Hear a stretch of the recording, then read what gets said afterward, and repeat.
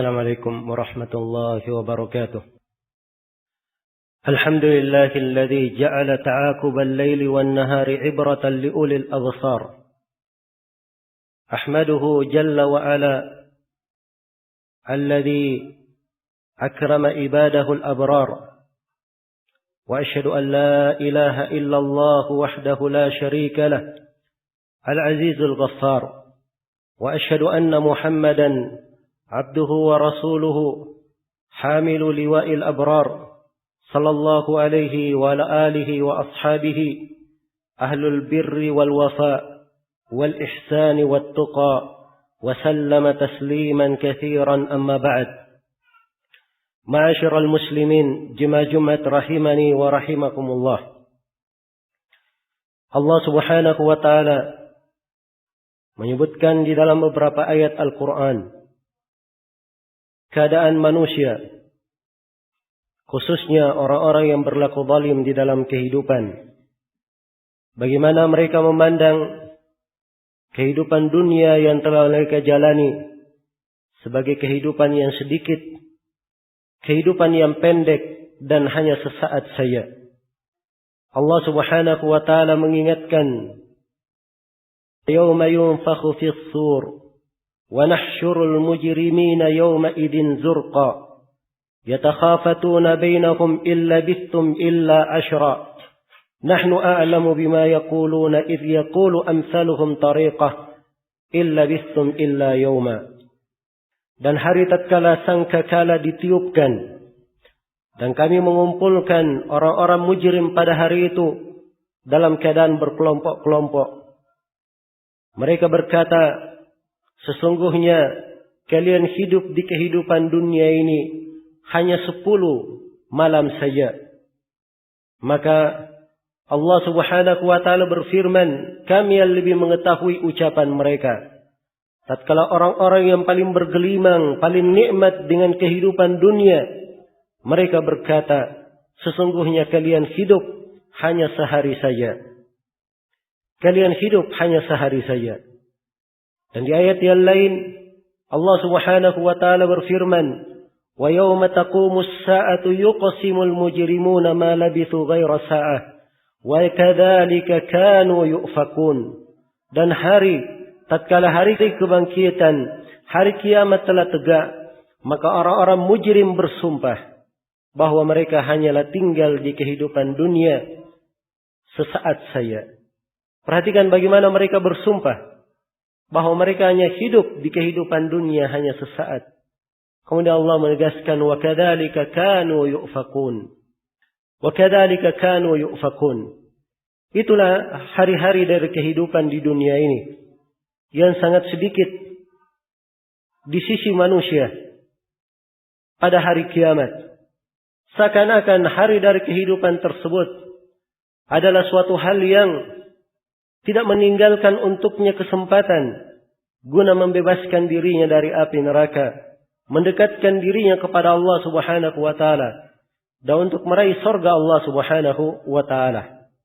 Tapi penyesalan tidaklah berarti, karena penyesalan tersebut adalah pada waktu yang tidak ada kesempatan yang Allah Subhanahu wa taala berikan di dalamnya.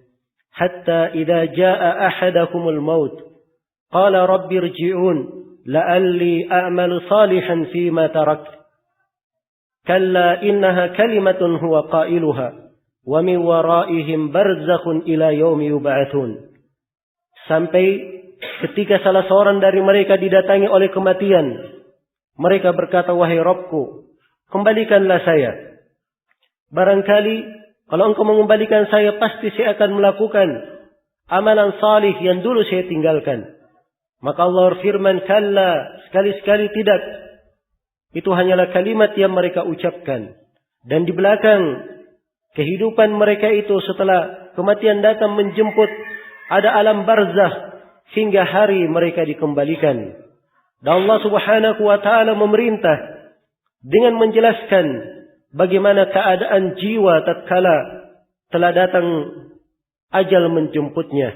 Allah Subhanahu wa taala mengingatkan, "Wa anibu ila rabbikum wa aslimu lahu min qabli an ya'tiyakumul adzabu thumma la tunsarun wattabi'u ahsana ma unzila ilaykum min rabbikum min qabli an ya'tiyakumul adzabu baghtatan wa antum la tash'urun an taqula nafsun ya hasrata ala ma farrattu fi jambillah wa in kuntu laminas sakhirin aw taqula law anna allaha hadani lakuntu minal muttaqin aw taqula law anna li karratan فأكون من المحسنين بلى قد جاءتك آياتي فكذبت بها واستكبرت وكنت من الكافرين.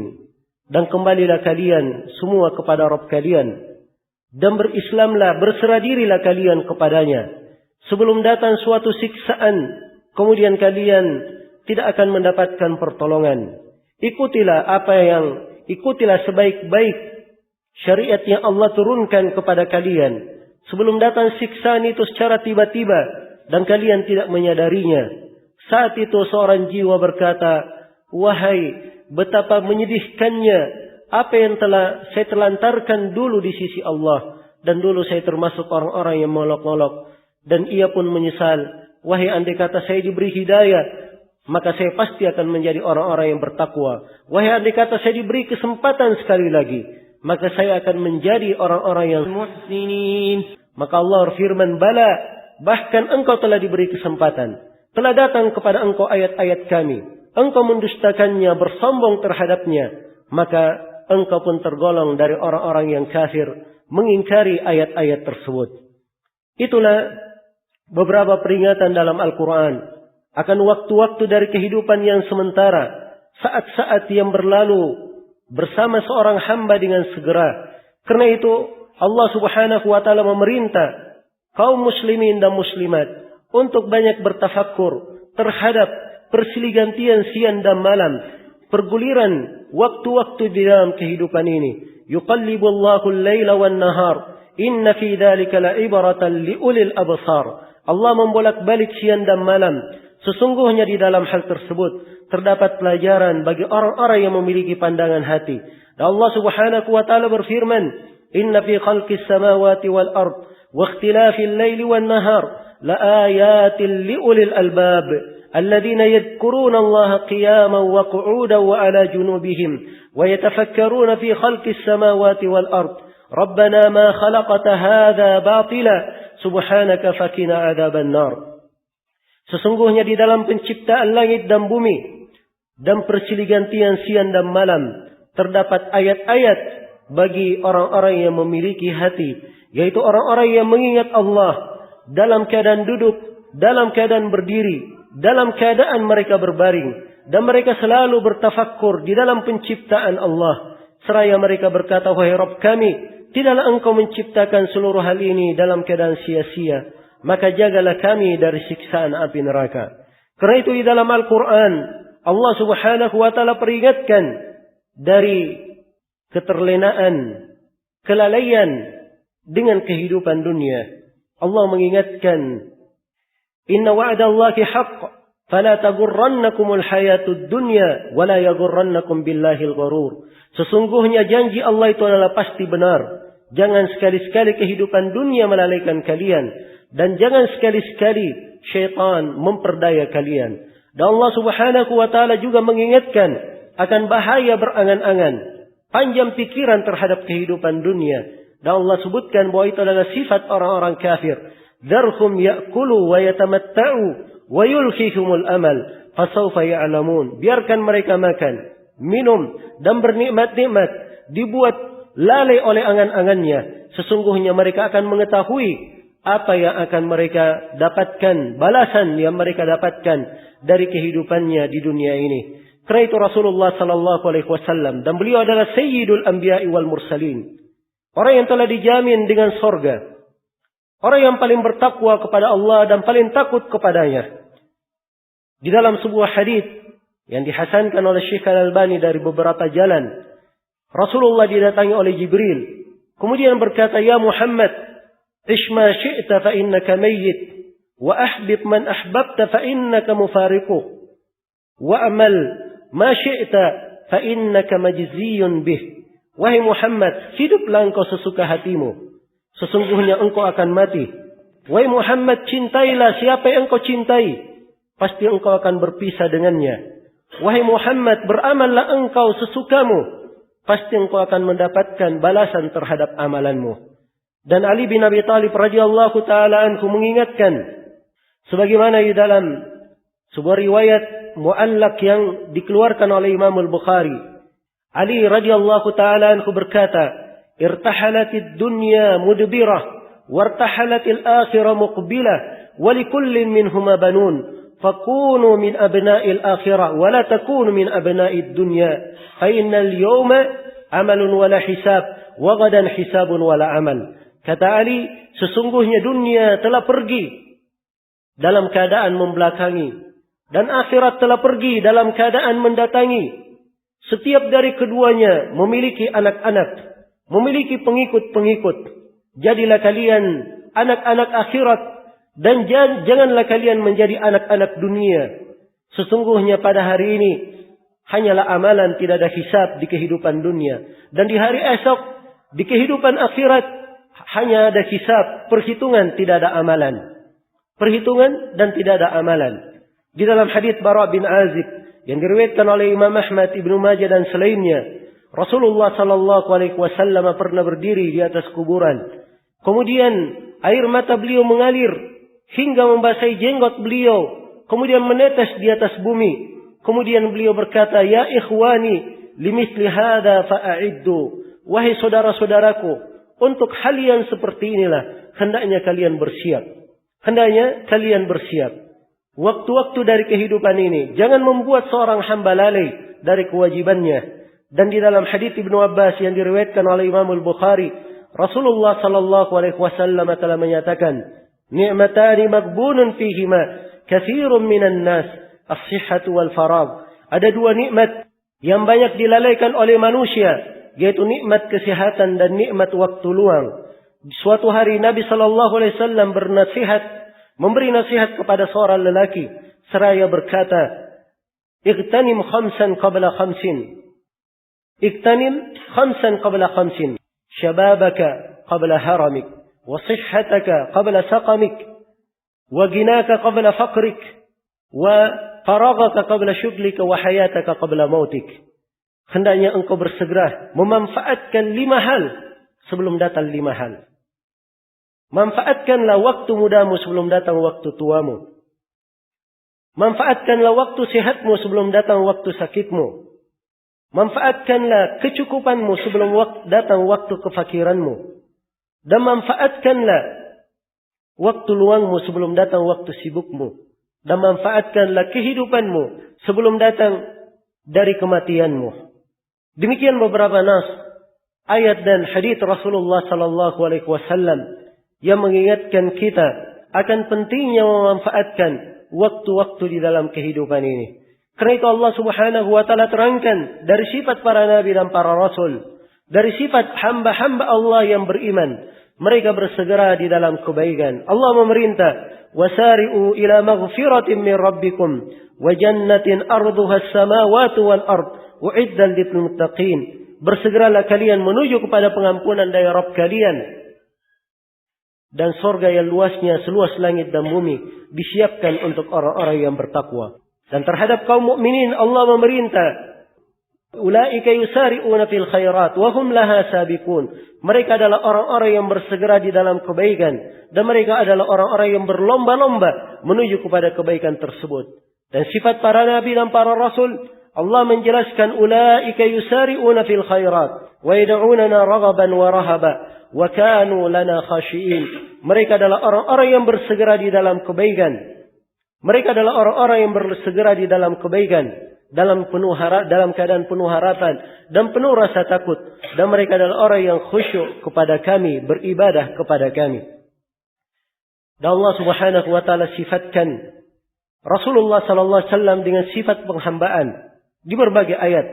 Dan Allah Subhanahu wa taala perintah nabinya untuk berada di atas pondasi penghambaan ini hingga ajal datang menjemputnya. Wa'bud rabbaka hatta ya'tiyakal yaqin. Beribadalah engkau Nabi Muhammad sampai kematian datang menjemputmu. Maka siapa yang menghendaki kebahagiaan yang abadi, maka hendaknya dia komitmen di atas fondasi penghambaan kepada Allah Subhanahu wa taala hingga ajal datang menjemputnya. Kaum muslimin jemaah Jumat rahimani wa rahimakumullah. Di hari-hari yang akan mendatang, Allah Subhanahu wa taala memuliakan umat Islam dengan sebuah bulan yang agung. Sebuah musim yang penuh dengan berkah dan kebaikan. Itulah bulan Ramadan yang merupakan cita-cita dan dambaan setiap muslim dan muslimah. Karena itu manfaatkanlah waktu-waktu yang akan berlalu tersebut dengan menyiapkan bekal pada diri untuk menyambut bulan tersebut. Jangan lewatkan bulan Ramadan yang penuh dengan keutamaan itu. Sehingga seorang kadang keluar darinya bukannya membawa pahala tetapi membawa kerugian. Karena tidak beruntung orang yang Ramadan berlalu bersamanya dan puasanya tidak menyebabkan ia diampuni oleh Allah Subhanahu wa taala. Tidak beruntung orang yang berlalu padanya bulan Ramadan, dia tidak mendapatkan keutamaan di waktu sahur dan tidak mendapatkan pengampunan dosa di waktu dia berbuka. Dan sangat merugi orang yang Ramadan berlalu kepadanya dan doanya tidak dikabulkan, padahal di waktu berbuka adalah tempat doa mustajabah. Dan juga tidak beruntung orang-orang yang berlalu kepadanya Ramadan dan sifat serta kebaikan pada Ramadan tersebut tidak mewarnai kehidupannya dan tidak mewarnai kehidupannya pada hari itu, tidak memperbaiki apa yang telah lalu dan tidak meningkatkan kehidupannya di masa mendatang. Dan juga tidak beruntung orang yang berlalu kepadanya Ramadan, dia tidak manfaatkan dengan ibadah-ibadah agung seperti membaca Al-Quran di malam hari dengan solat kepada Allah Subhanahu wa taala. Dan seluruh hal ini diperlukan kesadaran dari seorang muslim dan muslimah. Semangat untuk menyambut bulan tersebut. Kewajiban menyadari apa kewajibannya terhadap bulan Ramadan yang sangat agung tersebut. Karena itu manfaatkanlah waktu-waktu di dalam kehidupan ini pada hal yang dicintai oleh Allah Subhanahu wa taala, apa yang mendekatkan kepadanya. Barakallahu li wa lakum fil Qur'anil 'azim wa nafa'ani wa iyyakum bima fihi minal ayati wadh-dhikril hakim wa taqabbalallahu minni wa minkum tilawatahu innahu huwas samiul alim. Alhamdulillahi ala ihsanihi wa syukru lahu ala taufiqihi wa amtinanihi. Asyhadu an la ilaha illallah wahdahu la syarika lah ta'dhiman li sya'nihi wa asyhadu anna Muhammadan 'abduhu wa rasuluhu ad-da'i ila ridwanihi sallallahu alaihi wa ala alihi wa ashabihi wa ikhwanihi amma ba'd. Ma'asyiral muslimin jemaah Jumat rahimani wa rahimakumullah. Saat-saat dari kehidupan akan terasa betapa berharganya dan betapa besar nilainya nikmat dan karunia Allah yang sangat besar. Kalau kita mencermati umat-umat yang telah lalu, kita mengambil pelajaran dari ayat-ayat Al-Quran dan hadits-hadits Rasulullah sallallahu alaihi wasallam. Perhatikan Fir'aun, la'natullahi alaih. Dia ingin beriman tatkala nyawa sudah sampai ke tenggorokannya. Dia telah mengucapkan keimanannya di dalam ayat Al-Quran. Namun Allah Subhanahu wa taala tidak menerimanya. Allah berfirman, "Al-ana wa qad asaita qablu wa kunta minal mufsidin." Sekarang kamu baru bertobat, padahal dulu engkau bermaksiat dan engkau tergolong orang-orang yang berbuat kerusakan. Tobat bukan pada tempatnya. Saat bertobat sudah berlalu. Yang dia tuai hanyalah penyesalan. Sehingga mereka pun dimasukkan dalam siksaan yang pedih di alam kuburnya. Dan di akhirat lagi tentunya lebih pedih dan lebih mengerikan. Perhatikan kisah orang yang membunuh 100 orang itu. Dengan semangat taubatnya, Allah Subhanahu wa taala memberkahi yang tersisa dari waktu-waktu kehidupannya. Tatkala ia berjalan menuju kepada kampung orang-orang yang salih, dia ingin bertobat kepada Allah di kampung itu dan hidup bersama orang-orang yang salih memperbaiki dirinya. Di tengah jalan nyawanya dicabut oleh Allah Subhanahu wa taala. Maka berselisihlah antara malaikat rahmat dan malaikat adab. Siapa yang memegang nyawa orang ini? Malaikat adab menyebut bahwa orang ini telah membunuh 100 orang. Dan malaikat rahmat berkata bahwa orang ini telah bertobat kepada Allah. Dan dia telah berjalan untuk bertobat tersebut. Maka Allah pun mengutus seorang malaikat dalam wujud manusia. Kemudian menjadi hakim antara keduanya. Maka dikatakan kepada mereka berdua, ukurlah 2 jarak bumi. Bumi yang dia tinggalkan tempat dia bermaksiat.